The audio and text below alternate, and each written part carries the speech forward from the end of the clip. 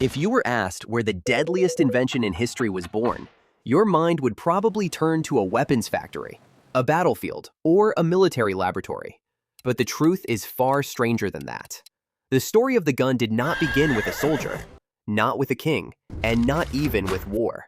It all began with a few men who dreamed of becoming immortal. More than 1,000 years ago, in China, a group of Taoist alchemists worked day and night to find a substance that could save human beings from death, the elixir of life. They believed that if they could find the right combination of natural substances, they might be able to stop aging and extend human life forever. To achieve this goal, they tested almost every substance they knew: sulfur, charcoal, saltpeter, and dozens of other compounds. But one day, one of these experiments, instead of creating life, created a massive flame. The mixture burning in the vessel suddenly reacted with a violent explosion. Flames shot in every direction, faces were burned, beards caught fire, and some historical accounts even say that part of the workshop itself was burned. They thought they had failed. In the surviving notes from that period, the mixture was recorded not as a great discovery, but as a warning. Do not mix these materials together. To those alchemists, this was simply a failed experiment. But history does not always belong to the inventors. Sometimes, people who look at an idea years later see something completely different in it. A few decades later, these same writings fell into the hands of people who had no interest in immortality at all: soldiers. Instead of seeing the flame as a failure, they saw an opportunity. Gunpowder had taken its first step toward war. But one major problem still remained. Gunpowder, by itself, was not a weapon. If it burned on the ground, it produced only light, sound, and smoke. Enormous energy was released, but that energy had no direction.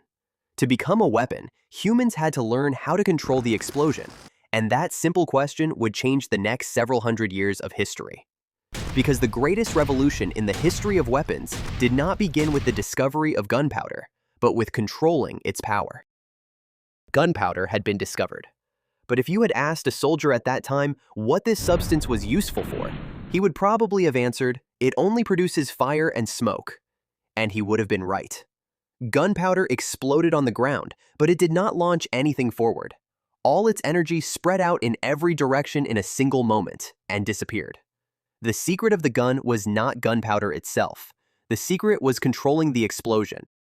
Chinese military engineers gradually realized that if they placed gunpowder inside a tube, the gas produced by the explosion would have nowhere to escape. The pressure would have only one path: forward. This was one of the most important engineering discoveries in history. For the first time, humans had learned how to force an explosion to move in only one direction. At first, these tubes were made from bamboo and attached to the ends of spears. The result was a weapon we now call the fire lance. When a soldier ignited the gunpowder, a burning flame burst from the end of the spear, a flame that could burn the enemy, frighten him, and throw his ranks into confusion. On the battlefields of the Middle Ages, this weapon was more frightening than deadly. Imagine spending your entire life fighting with swords and spears, and suddenly seeing an enemy throwing fire toward you. Sometimes fear wins the battle before the weapon itself does. But humans soon realized that flame was not the only thing that could come out of that tube. If pieces of stone, pottery, or iron balls were placed inside the same tube along with gunpowder, the explosion would launch them forward at incredible speed. At that moment, a small change took place. A change that might seem simple on the surface, but would change the course of history. Gunpowder no longer produced only fire. Gunpowder now fired projectiles. But a new problem appeared. The more gunpowder was added, the greater the pressure of the explosion became. And bamboo could not withstand that kind of pressure. Sometimes, before the projectile could travel toward the enemy, the tube itself exploded in the soldier's hands. The invention that was supposed to kill the enemy sometimes killed its owner. To continue along this path, humans needed a material much stronger than bamboo: metal. When the first bronze tubes and later iron ones were made, everything changed. For the first time, an explosion could be reliably contained inside a chamber, transferring all of its force to a projectile. From the outside, the device was still extremely primitive: a metal tube without a trigger, without a stock, and without any resemblance to modern guns. But inside, it contained the most important principle of all modern firearms: converting the energy of an explosion into the controlled movement of a projectile. Almost every weapon we know today, from the simplest pistols to the most advanced military rifles, still operates on this same principle, a principle born more than 1,000 years ago from a failed experiment. But this was only the beginning. These weapons were still so slow, heavy, and unreliable that many commanders considered them toys. The next problem was not the shooting itself. The problem was that every shot was a separate battle of its own. If you pick up a gun today, everything happens in a fraction of a second with a single pull of the trigger. But 700 years ago, firing a single projectile was an entire operation. First, you had to carefully pour gunpowder into the barrel. Then, you had to push the projectile all the way down the barrel with a long rod. Next, you poured a small amount of gunpowder onto the ignition hole. Then, you slowly brought a fuse that had to remain lit at all times toward it. And only if it was not raining, the wind had not extinguished the fuse, and your hand was not shaking, the projectile might fire. Maybe. On a battlefield, that maybe could mean the difference between life and death. At the same time, experienced archers could sometimes fire 3 or 4 arrows in the time it took a gunner to load his first projectile. So why did armies continue turning to this new weapon? The answer was power. No matter how accurate an arrow was, it could not penetrate the steel armor of a knight. But a projectile fired with the force of a gunpowder explosion could. For the first time in history, years of training, swordsmanship, and expensive armor were gradually losing their value against a soldier who had received only a few weeks of training. The gun was not simply a new weapon, it was changing the balance of power. But one major enemy still remained: the same fuse that made firing possible. A soldier had to keep a rope soaked in chemical substances burning at all times. In the rain, it went out. In the wind, it burned unpredictably. And at night, it revealed his position from hundreds of meters away. Imagine an army trying to launch a surprise attack in the darkness, while hundreds of points of light, like a row of candles, revealed the exact positions of its soldiers. The gun was still dependent on fire, and until that dependence disappeared, it could not become a truly reliable weapon. The solution came from somewhere few people would have expected. Not from a general, not from a famous gunsmith, but from a Scottish priest who only wanted to hunt ducks. It had happened many times that just before firing, the spark from a flintlock gun reflected off the surface of the water, and the ducks dove a fraction of a second before the projectile arrived. These repeated failures occupied his mind. He asked himself, what if I could fire without that spark? This question led him to experiment with a substance that exploded at the slightest impact: mercury fulminate. The result was a revolution that, on the surface, removed only a few milliseconds, but changed the future of firearms. There was no longer any need for a fuse. No spark could be seen before the shot. Fire was no longer outside the gun. It was born inside the mechanism itself. With the invention of the percussion cap and later the metallic cartridge, loading became simpler, faster, and more reliable. The evolution of the gun continued each time a problem was solved. But one major obstacle still remained. Even the best guns of the 19th century produced a thick cloud of black smoke after every shot.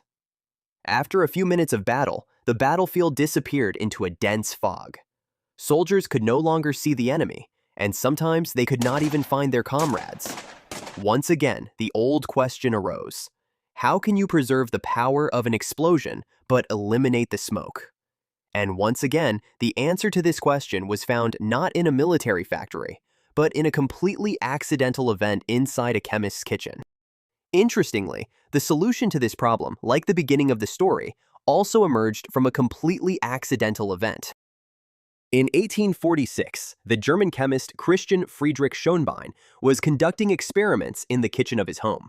A container of acid fell from his hand and spilled onto the floor. In a hurry, he grabbed his wife's cotton apron to clean up the mess. After washing the apron, he hung it beside the stove to dry. A few minutes later, the apron suddenly burst into flames. But something strange happened. No cloud of smoke rose. No gray residue remained. The fabric almost disappeared in an instant. The acid had transformed the cotton fibers into a new substance, nitrocellulose, the first powerful propellant that burned with almost no smoke. Once again, a laboratory mistake had changed the course of history. Now a soldier could fire without hiding himself behind a wall of smoke. But one problem still remained unsolved. After every shot, everything had to be repeated from the beginning. Gunpowder, projectile, ram, prepare, fire, and then from the beginning again. If the enemy reached you during those few seconds, there was no second chance. Until one American inventor decided to use the recoil of the gun instead of fighting against it. Hiram Maxim realized that the powerful energy that threw the weapon backward after every shot was actually wasted energy. He asked himself, what if this same force loaded the next projectile by itself? The result was one of the most important inventions in history, the first automatic machine gun. For the first time, the gun loaded itself. The rate of fire was no longer dependent on the speed of a human hand. It was dependent on the speed of mechanics. This was the moment when war entering the industrial age. In the past, the number of soldiers determined who won, but now technology could overturn that equation. Sometimes, a few people with a machine gun could stop an army of several thousand. Power was no longer only about numbers, it was about technology. But the story was not over yet. All these weapons had still been designed for use on industrial battlefields. They were heavy, complicated, and not easy to maintain. World War II raised a new question. Could a weapon be built that every soldier, under any conditions, could trust without complicated training? The answer to that question was written on a hospital bed. In 1941, a young Soviet army commander named Mikhail Kalashnikov was hospitalized for months after being wounded in the war. Every day, he heard soldiers complaining, "Weapons jam, they fail in mud, they do not fire in extreme cold, and they are difficult to repair." Kalashnikov decided to design a weapon that was the opposite of all these things. Not the most accurate, not the most advanced, but the most reliable. The result was a weapon that almost everyone knows today, the AK-47, a rifle that may not have been the most accurate, but was so simple, durable, and reliable that it could operate in sand, mud, rain, snow, and scorching heat. In the end, more than 100 million were produced, more than any other firearm in history. But perhaps the most influential part of this story happened years later. When Kalashnikov looked back on his life in his final years, he wrote a letter to the leader of the Russian Orthodox Church. He had only one question. Am I responsible for the deaths of the people who were killed by my rifle? The church's answer was that responsibility belonged to the person who used the weapon, not the person who designed it. But no one knows whether Kalashnikov truly believed that answer or not. It may seem strange, the gun was never supposed to be invented. No one in the 9th century, while mixing sulfur, charcoal, and saltpeter, was dreaming of building a weapon. They only wanted to defeat death. But history has shown again and again that technology does not follow human intentions. Gunpowder was neither good nor bad by nature. The same substance that would later destroy the walls of cities also lit up the skies of celebrations with fireworks for centuries. The same knowledge that led to cannons and guns later became the foundation for rocket engines that carried humans into space. Technology does not choose, humans choose. And perhaps the greatest lesson of this story is exactly that. History is not always made by those who are trying to change the world. Sometimes, a few alchemists in a corner of a laboratory are simply trying to make human life last a little longer. And, without knowing it, they ignite a spark that, 1,000 years later, changes the destiny of civilization forever. If you were in the place of those alchemists, and you knew that this discovery would lead to the creation of billions of weapons 1,000 years later, what would you do? Why?